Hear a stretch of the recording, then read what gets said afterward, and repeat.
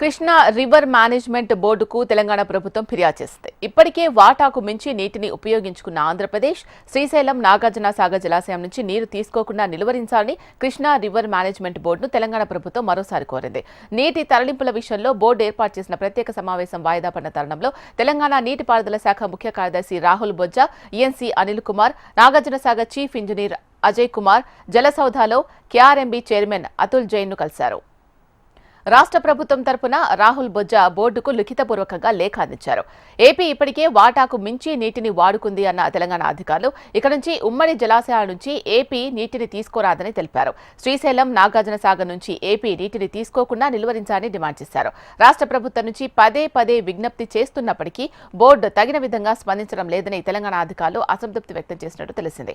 కేంద్ర మంత్రి నుంచి ఆదేశాలు వచ్చినప్పటికీ అమలు చేయడం లేదని వ్యాఖ్యానించినట్లు తెలుస్తోంది.